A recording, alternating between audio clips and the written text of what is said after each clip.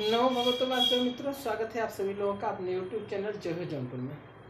चलिए भैया, पिछली वीडियो में हम लोगों ने स्वर के बारे में पढ़ लिया था। स्वर क्या होता है उसे देख भी लिया था। स्वर के 3 प्रकार भी देख लिए थे जो मात्रा काल के आधार पर बनाए गए थे। आज हम लोग पहले बार देखेंगे भैया जिह्वा के आधार पर स्वर। अगर बात करता है जिह्वा के आधार पर स्वर की, तो ध्यान दीजिएगा, जिह्वा के आधार पर स्वर के 3 भेद होते हैं। कितने भेद होते हैं भैया? 3 भेद। जिह्वा के आधार पर अगर वीडियो अच्छी लगती है तो आप लोग लाइक शेयर कर दीजिएगा, ठीक। बाकी मैं बीच में बातें नहीं करूंगा भैया, बस हम लोग पढ़ेंगे आज, ठीक। वैसे बातें तो हम कभी नहीं करते ज्यादा। जिह्वा के आधार पर स्वर के 3 भेद होते हैं। कितने भेद भैया? तो 3 भेद। अच्छा, ये 3 भेद होते कौन कौन से हैं इसे हम लोग देख लेते हैं। देखिए, पहला होता है अग्रस्वर,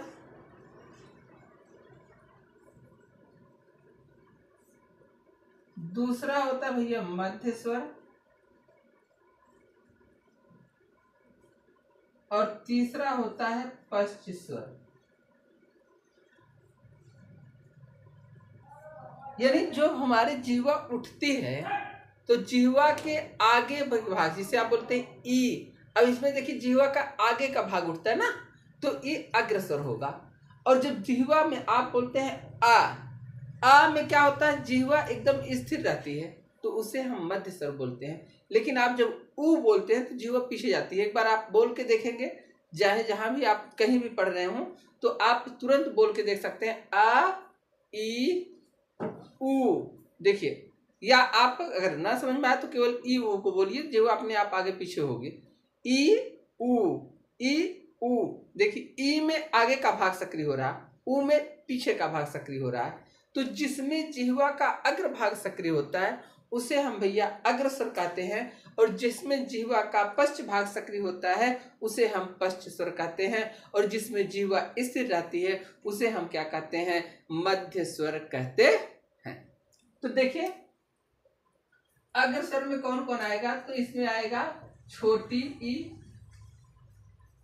बड़ी ई, ए और ए, ठीक।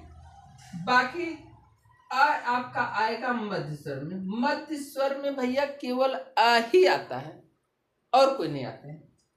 पश्च स्वर में आपका बड़ा आ, छोटा ऊ, बड़ा ऊ और औ। एक चीज आप बस ध्यान दीजिएगा, आप केवल इतना याद करिएगा भैया कि मध्य स्वर में आ आता है। केवल आपको यही याद करना है, मध्य स्वर में आ आता है।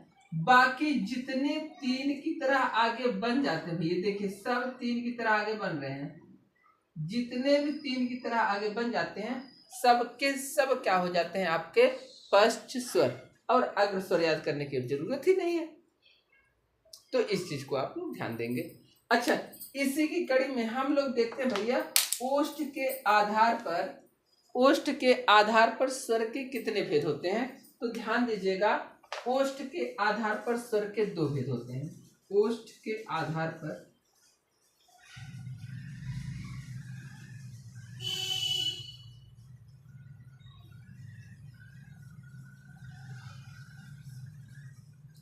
ओष्ठ के आधार पर स्वर, तो ओष्ठ के आधार पर स्वर के 2 भेद होते हैं। अब 2 भेद कौन कौन से होते हैं भैया? एक होता है गोलीय, इसी को आप कहते हैं वृत्तमुखी। दूसरा होता है अगोलीय, जिसे आप कहते हैं अवृत्तमुखी।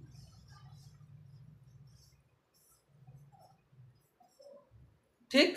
गोली या वृत्तमुखी का मतलब ऐसे स्वर जिनके उच्चारण में हमारे मुख की आकृति, सॉरी हमारे ओष्ठ की आकृति गोलाकार होती है। जैसे आप बोलते हैं ऊ में देखिए ओष्ठ की आकृति गोलाकार हो रही, ऊ। और ई बोल के देखिए ई, ऐसे तो बोलेंगे ई, ऐसे बोलेंगे ई में देखिए आपका मुख चौड़ा हो रहा है। तो जिसमें मुख गोलाकार होता है भैया उसको हम गोली स्वर बोलते हैं, और जिसमें मुख चौड़ा हो जाता है उसको अगोली बोलते हैं, उसी को आवृत्तमुखी या अवृत्तमुखी कहते हैं। तो गोली अवृत्तमुखी में आपका आता है छोटा ऊ और बड़ा ऊ, ओ और औ, बस इतना आता है। बाकी जितने बच जाते हैं सबके सब क्या हो जाते हैं भैया, आपके अगोली या अवृत्तमुखी स्वर। इसमें आ जाएगा आ, छोटी ई, बड़ी ई, ए और ठीक, ये आपका हो गया। अब स्क्रीनशॉट लीजिएगा, फिर आगे चलते हैं। एक बार स्क्रीनशॉट लीजिएगा सभी लोग इसका। चलिए भैया, अभी हम देख रहे हैं मुख के आधार पर स्वर के कितने भेद होते हैं।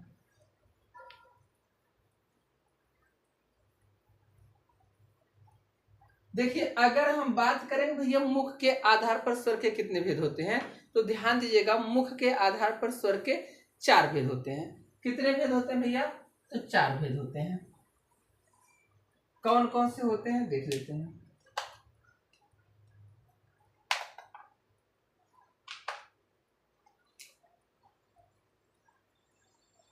मुख के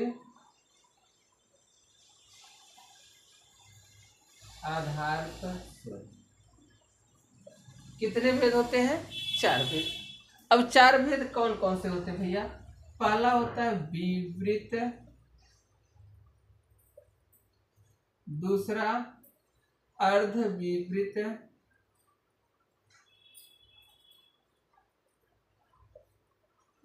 तीसरा संवृत, चौथा भैया अर्ध संवृत। विवृत का मतलब होता है जिसमें मुख द्वार पूरा खुला हो। ठीक, मुख द्वार पूरा खुले होने का मतलब यहां हम लिख दे रहे हैं भैया, मुख द्वार का पूरा खुला होना। इसमें मुख द्वार क्या होता है, पूरा खुला होता है। ठीक, अर्ध विवृत, अर्ध माने होता है आधा, विवृत का मतलब खुला होना, यानी इसमें भैया मुख द्वार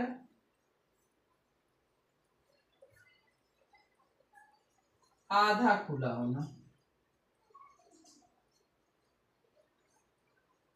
जिसमें मुख द्वार लगभग आधा खुला होता है उसको हम क्या बोलते हैं, अर्ध विवृत। अच्छा, समृद्ध का मतलब भैया मुख द्वार का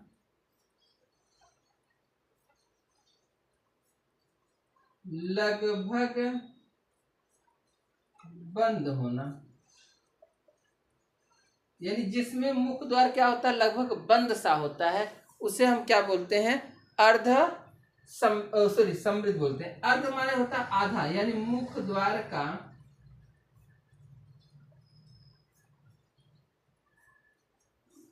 लगभग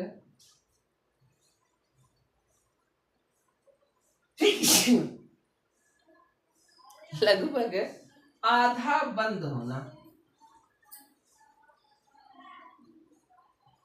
देखिए, आपसे एक चीज परीक्षा में नहीं पूछेगा या पूछ भी लेगा तो कौन सी दिक्कत है, बता तो दिए गए। ठीक, दूसरी चीज आप ध्यान दीजिएगा, मुख द्वार का पूरा खुला होना किसमें खुला होता है, आ। जैसे आप आ करते हैं पूरा गोलगप्पा अंदर, तो आपका क्या है, विवृत हो जाएगा। फिर आप छोटा आ और वृद्धि स्वर को बोलते हैं ऐ और औ। ये दोनों आपके क्या होते हैं भैया, तीनों अर्ध विवृत। समृद्ध में आपका जिसमें मुख द्वार लगभग बंद होता है, इसमें छोटी और बड़ी उ और बड़ा उ आएगा।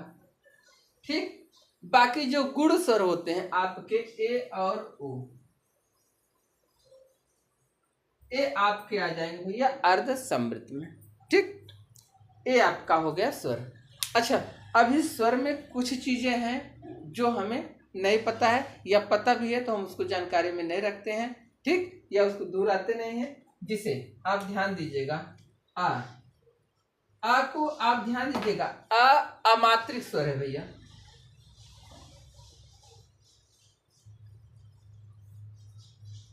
यानी स्वरों में अ एक ऐसा स्वर है जिसकी मात्रा नहीं होती है, तो आ को अमात्रिक स्वर कहते हैं। अगर बात की जाए भैया आ की, जिसके ऊपर अर्धचंद्र बिंदु होता है, आ की बात की जाए तो आ आगत स्वर है, यानी विदेश से आया हुआ स्वर। ठीक।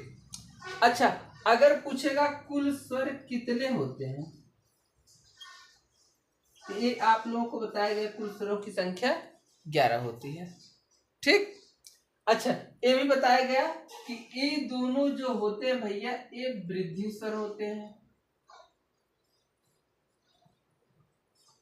ये दोनों क्या होते हैं? वृद्धि स्वर होते हैं। और ए और ओ, ये दोनों क्या होते हैं? गुण स्वर होते हैं। ठीक। बाकी आगे वाली वीडियो में आप देखेंगे, हमने बताया है कि य र ल व, यह व मुख्य रूप से आपके हिंदी में होते हैं, बाकी वैसे तो चारों होते हैं। ये भी बताएं कि ये अर्धस्वर होते कैसे हैं, किन स्वरों से मिलकर बनते हैं, ये भी बताती हैं। ठीक।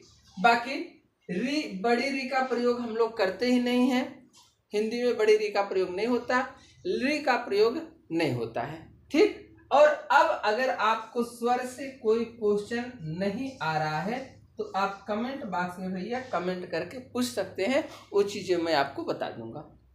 ठीक। बाकी रही बात व्यंजन की, अब हम लोग कल से व्यंजन को देखेंगे। रविवार को आपकी क्लासेस बंद रहती हैं। कोशिश मैं हर बार करता हूँ, लाइव नहीं आ पाता हूँ, इसके लिए मैं आप लोगों से बार बार क्षमा मांगता हूँ भैया। ठीक। आप लोग कभी देख के जो है मिलिएगा तो कह दीजिएगा अक्सर लाइव रविवार को आइए, या क्यों नहीं आते हैं तो आप सवाल क्वेश्चन कर सकते हैं। ठीक। सवाल जवाब कर सकते हैं, सॉरी। ठीक। तो वो चीजें है भैया, लेकिन ध्यान दीजिएगा, मैं फिर भी अभी भी मैं हार नहीं मान रहा हूँ। ठीक। मैं रविवार को फिर प्रयास करूंगा आने के लिए, क्योंकि रविवार को एक दिन की छुट्टी मिलती है तो थोड़ा सा टाइम मैनेज नहीं हो पाता ना। ठीक। सोचते तो बहुत कुछ है लेकिन कर नहीं पाते हैं।